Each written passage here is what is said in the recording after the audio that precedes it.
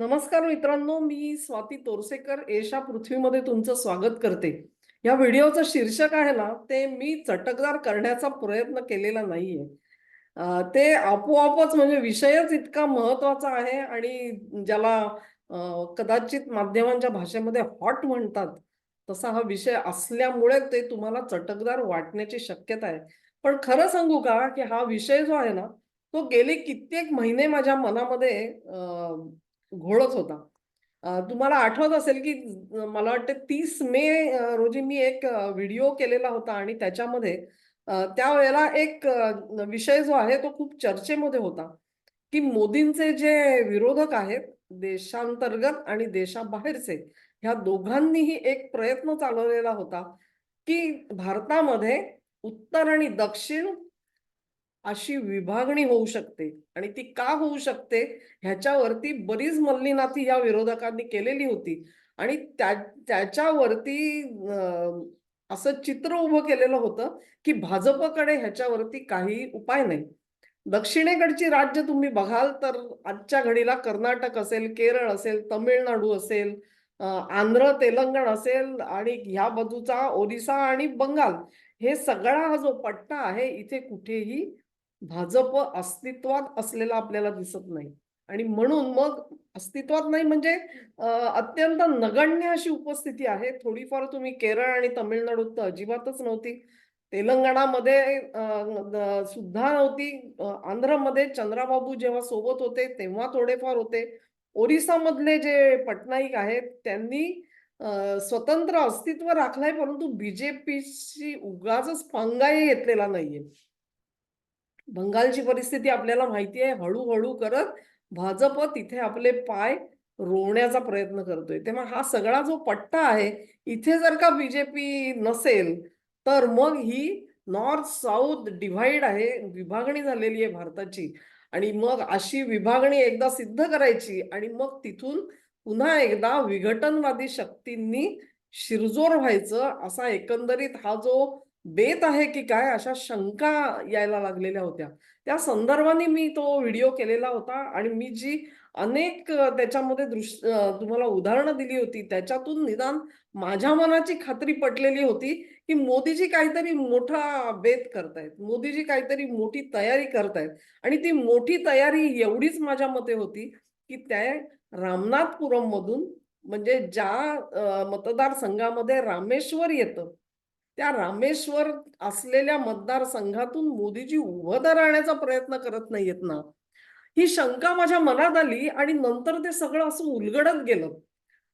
तुम्ही तो व्हिडिओ जरूर काढून बघा. तुम्हाला आठवेल, की खुद्द शी जिनपिंग म्हणजे हा सगळा कोविडच्या आधीचाही काळ आहे जवळ-जवळ. तेव्हा शी जिनपिंग जेव्हा भारतात आले, तेव्हा मोदीजी त्यांना तिथपर्यंत घेऊन गेले आणि चीन आणि ज्या तमिळींना चिनी भाषा येते आणि ज्या चिनी लोकांना तमिळ भाषा येते, अशांचं एक वेगळं संमेलन तिथे भरवण्याचा प्रयत्न केला होता. त्यानंतर मोदींनी एक संदर्भ दिला होता, की तमिळ ही जगातली सर्वात प्राचीन भाषा आहे आणि तो भारतीयांना मिळालेला मान कसा आहे, त्याच्यावरती ते बोललेले होते. इतकंच नाही तर मोदींनी इतरही अनेक गोष्टी तिथल्या तमिळनाडूमधल्या एका छोट्याशा गावामध्ये लोकशाही कशी राबवली गेली होती, तिचे नियम काय होते, तिथे निवडणूक कोण लढू शकतो, त्याच्या पात्रता अपात्रतेचे जे सगळे नियम होते, निवडणूक कशी व्हावी, ह्या सगळ्याचे सुद्धा दाखले त्यांनी दिलेले होते. इतकंच नाही तर चोला साम्राज्य आणि त्याचं विस्तारलेला तर जे सगळा त्यांचं अ, अ, एक प्रभाव क्षेत्र होतं, त्याच्यावरती मोदीजी बोललेले होते. अ, ह्या चोलांच्या मध्ये जी एक प्रचलित अशी घटना आहे, की एका राजाकडून दुसऱ्या राजाला सत्ता देत असताना तो पवित्र सेंगोल दिला जात होता. तो सेंगोल त्यांनी नेहरूंना देण्यात आलेला जो सेंगोल होता, तो रिट्रीव्ह केला तो आणि अधिक एक नवा सेंगोल असे संसदेपर्यंत नेऊन पोहोचवले आणि तिथे सन्मानाने त्यांची प्रस्थापना केली. या सगळ्या गोष्टी बघितल्यानंतर मला सारखं वाटत होतं, की कुठेतरी मोदी हे दक्षिणेतून लढायचा तर प्रयत्न करत नाहीयेत. आणि मग त्याचा संदर्भ जो आहे तो मी या नॉर्थ साऊथ डिव्हाइड उत्तर दक्षिण भारताचं विघटन, विभाजन ह्याच्याशी जोडत होते.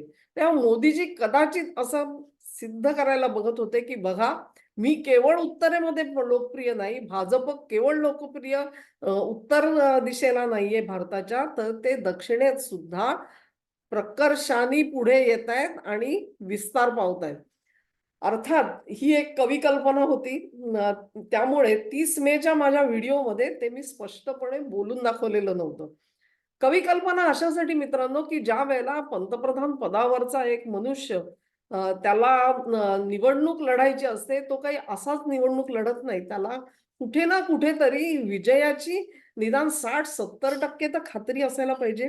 तशी खात्री असेल तर हा मनुष्य जो आहे तो स्पर्धेमध्ये उतरू शकतो, त्या मैदानात उतरू शकतो.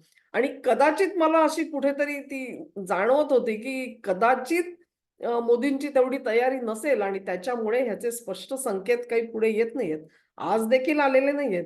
परंतु तरी सुद्धा मी म्हणेन, की जवळ-जवळ 1 महिन्यापूर्वी मी माझ्या सोशल मीडियावरती 2 पोस्ट टाकलेल्या होत्या आणि त्याच्यामध्ये मोदीजी रामदाडमधून लढणार का? असा एक प्रश्न विचारलेला होता. हे सगळं जेव्हा बघितलं आपण आणि आत्ता म्हणजे अयोध्येच्या निमित्ताने जो आपण एक असं म्हटलं जातं, की अयोध्येमध्ये आता तमिळ भाषेत सुद्धा सगळीकडे फलक लावलेले आहेत. तेव्हा सरकारची अपेक्षा आहे, की तमिळनाडूमधून सुद्धा तिथे भाविक येणार आहेत आणि त्यांच्या सुखसोयीसाठी ते बोर्ड लावले गेलेले आहेत, असं म्हटलं गेलेलं होतं. आणि नेमकं तेच झालेलं आहे, की जितकं तुम्ही बघाल उत्तरेमधून जेवढा प्रचंड प्रतिसाद अयोध्येतल्या राम मंदिरासाठी आला, तितक्याच जोराने प्रतिसाद हा दक्षिणेकडून सुद्धा आलेला दिसतो. तेव्हा एक हा मुद्दा असा होता, की ज्यांनी संपूर्ण भारताला एकत्र आणलेलं होतं, तेवढी त्याची ताकद होती आणि म्हणून हा मुद्दा किती महत्वाचा आहे लक्षात येतं.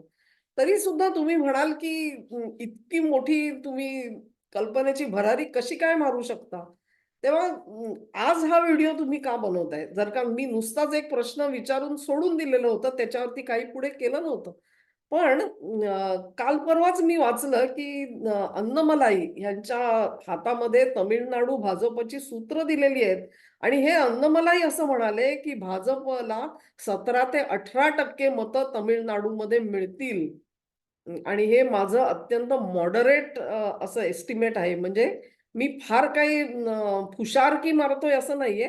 पण अत्यंत एक वास्तववादी माझा जो अंदाज आहे तो 17 ते 18% आहे असं हे अन्नमलाई म्हटले यात कुठेतरी वाचलं मी. तेव्हा मला असं वाटलं की निदान 15 ते 20% एवढी तरी रेंज त्यांच्या मनामध्ये असावी. आणि साधारणपणे सेफॉलॉजी असेल किंवा इतर जे सगळं स्टॅटिस्टिक्स मांडणारे लोक आहेत, त्यांचं म्हणणं असं असतं, की जोपर्यंत मतांची टक्केवारी जी आहे ती एकदा 17% ओलांडले, की मग त्याचं रूपांतर जे आहे ते जागांमध्ये व्हायला लागतं. आता कल्पना करा मित्रांनो, की मोदींसारखा जेव्हा उमेदवार वाराणसीमधून उभा केला 2014 साली भाजपनी, त्याचा प्रचंड प्रभाव पूर्ण उत्तर प्रदेशावरती पडलेला होता आणि सगळ्यांना आठवत असेल, की त्याही वेळेला भाजपला किती जागा मिळाल्या होत्या. जवळ-जवळ 73 जागा भाजपनी एकट्या उत्तर प्रदेशामधून खेचून आणलेल्या होत्या आणि त्या ज्या 273 जागा आपण म्हणतो, त्यातला केवढा मोठा वाटा उत्तर प्रदेशमधून मिळून गेलेला होता, याचा विचार करा.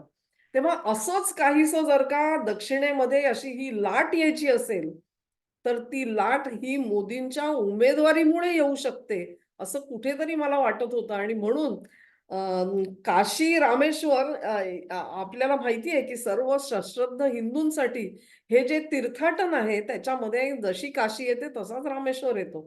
ते अतूटपणे जोडले गेलेले आहेत आणि मग असा रामेश्वर जो आहे, तो ज्या रामनाडमध्ये त्या मतदारसंघात मोदी कदाचित उभे राहतील, असं चित्र हळू-हळू इव्हन माझ्याही मनामध्ये आता स्पष्ट होत चाललेलं आहे. तिथपर्यंत मोदी गेले अयोध्येमध्ये त्यांनी प्राणप्रतिष्ठा केली. त्या अगोदर ते रामेश्वरमलाही जाऊन आले. तुम्हाला माहिती आहे, कसे त्यांनी जोडून घेतलेले होते सगळे अ, ठिकाणं ती. आणि मग तरी सुद्धा या सगळ्याला तुम्ही स्पेक्युलेशन म्हणू शकता.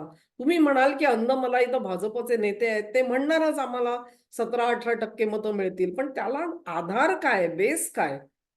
कारण भाजप कधी तिथे आतापर्यंत उभी राहिलेली नव्हती. त्यांचा कुठलाही प्रभाव तिथे नव्हता. मग हे सगळं घडणार कसं? तर त्याला कुठे ना कुठेतरी सेफॉलॉजीचा आधार सुद्धा लागतो. आणि तो जो आधार आहे मित्रांनो, तुम्ही लक्षात घ्या, की आज डी जो आहे, डी-एम-केचं नेतृत्व अत्यंत खमकं आहे. परंतु श्रीमती जयललिता ह्यांच्या निधनानंतर ए-आय-डी-एम-के म्हणजे त्यांचा जो पक्ष होता, तो थोडासा पोरका झालेला आहे. तेव्हा त्यांचे जे समर्थक आहेत ना आणि त्यांचे जे मतदार आहेत, त्यांच्यासाठी एक जर का अत्यंत महत्वाचं पर्याय जर का द्यायचा असेल, तर तो भाजपचा असू शकतो. सगळ्यांना माहिती आहे तुम्हाला, की मोदीजी जयललितांना स्वतःची बहीण मानत होते.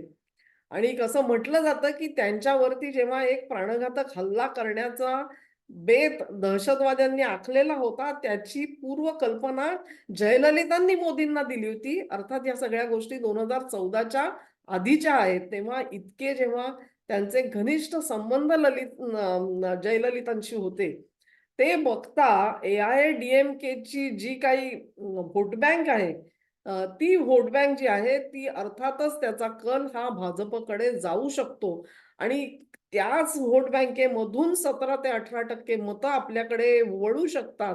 हा जो अन्नमलाईंचा अंदाज आहे, तो अंदाज मला वास्तववादी वाटतो आणि म्हणून आज मी ही हिम्मत करते आहे, की हा व्हिडिओ मी बनवण्याचा प्रयत्न केलेला आहे. रामेश्वरमधून म्हणजेच रामनाड ह्या मतदारसंघातून मोदीजी 2024 ची निवडणूक लढवणार का? हा प्रश्न आहे. हा आज सुद्धा यक्ष प्रश्नच आहे. बघूया, वाट बघूया. कदाचित तसं होऊ शकतं आणि जर का मोदीजी उभे राहिले, तर त्यांचा जो प्रभाव आहे तो केवळ तामिळनाडूपुरता नसेल. त्याच्यानी केरळ जिथे भाजपचे आधीच 10 ते 11% मतं आहेत असं आपण म्हणतो, त्याच्यामध्ये वाढ होईल. तिथेही सीट्स येऊ शकतील आणि त्याचा प्रभाव हा आंध्र आणि तेलंगणवर पडल्याशिवाय राहणार नाही. अर्थातच कर्नाटक सुद्धा. कर्नाटक ठीक आहे, कारण कर्नाटकात पहिल्यापासून भाजपचं काही ना काही अस्तित्व राहिलेलं आहे. परंतु हे जे प्रदेश आहेत, तिथे स्वतंत्रपणे भाजप उभी राहत नव्हती आणि ही फार मोठी गोष्ट आहे. ही काही केवळ मोदींनी उभं राहावं आणि निवडणुकीवर प्रभाव पडावा इतकीच ती मर्यादित नाहीये.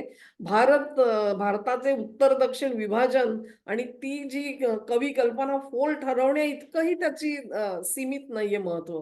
ते महत्त्व मोठं अशासाठी आहे, की भाजप खरोखरच पहिल्यांदा दक्षिणेमध्ये पाय रोवून उभा राहू शकतो आणि हे खूप महत्त्वाचं काम जे आहे, ते मोदीजी कदाचित करू शकतील. मोदीजी नसतील, तर कदाचित त्यांच्या तोलाचा दुसरा कोणता तरी उमेदवार हा जर का तमिळनाडूच्या त्या रामनाडमधून उभा राहिला, तर मला बिलकुल आश्चर्य वाटणार नाही. हा व्हिडिओ मित्रांनो तुम्हाला आवडला असेल अशी आशा करते. तुम्हाला आवडला असेल तर तुमच्या मित्रपरिचितांना त्याची लिंक द्या आणि ह्या व्हिडिओला लाईक करा, चॅनेलला सबस्क्राईब करा आणि असा सहयोग तुमचा वारंवार मिळत राहो अशी तुमच्याकडे प्रार्थना करते. धन्यवाद.